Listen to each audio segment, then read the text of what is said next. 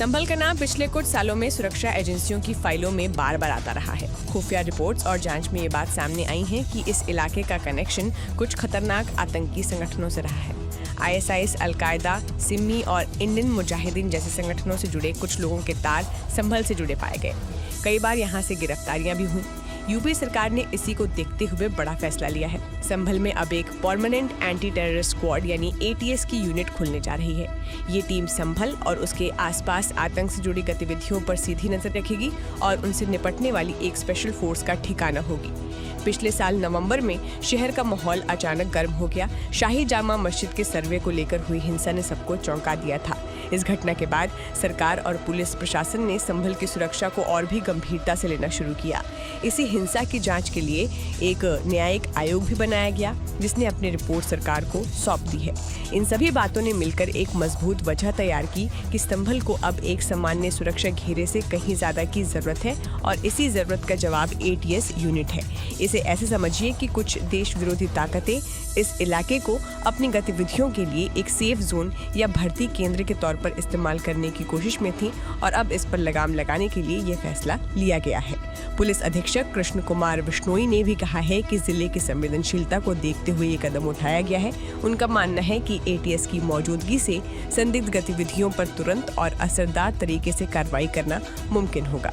शुरुआत में ATS unit अपना काम शाही जामा मस्जिद के पास ही बनी सत्यव्रत पुलिस चौकी से करेगी। ये एक स्ट्रेटेजिक लोकेशन है क्योंकि ये वही इलाका है जो हाल ही की हिंसा का केंद्र था। इस चौकी में पहले से ही जिले का कंट्रोल रूम और CCTV मॉनिटरिंग सेंटर मौजूद है, जिससे ATS को शुरुआती तौर पर काम करने में आसानी होगी।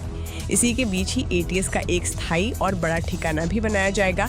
इसके लिए सराय शेर खान इलाके में करीब 3 बीघा जमीन भी चुन ली गई है।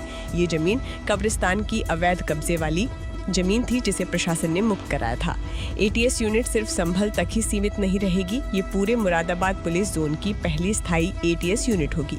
अभी तक पश्चिमी उत्तर प्रदेश में मेरठ, नोएडा और सहारनपुर जैसे जिलों में ही ATS की यूनिट्स थी।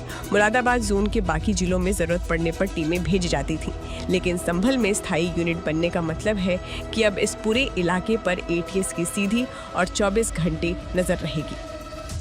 जनपद संभल में शासन द्वारा लिए गए निर्णय के अनुसार एक ATS की यूनिट की स्थापना विवादित धर्मस्थल के पास सत्यव्रत चौकी में की जा रही है। शासन के द्वारा दिए गए दिशा निर्देशों के अनुसार यहाँ पे एक ATS की यूनिट के लिए काफ़ी ज़मीन की आवश्यकता है, उसको भी चिन्हित कर लिया गया है और एक नई यूनिट की स्थापना की जाएगी। उल्लेखनीय है कि यहाँ पे अल-कायदा इन इंडियन सब कॉन्टिनेंट, हरकतुल मुजाहिदीन, सिमी, ISIS इस तरह के कई आतंकवादी पूर्व में सक्रिय रहे हैं और वर्तमान में वो लोग अफगानिस्तान, पाकिस्तान या भारत के भी कई विभिन्न क्षेत्रों में एक्टिव हो सकते हैं। भविष्य में इस तरीके के आतंकवादी और ऐसी सोच के लोग यहाँ पे ना पनपे, उसके लिए इस तरह की यूनिट की स्थापना की आवश्यकता थी, जिसको भली भांति शासन के द्वारा परखा गया और उसके बाद में यूनिट की स्थापना के दिशा निर्देश को दिए गए हैं।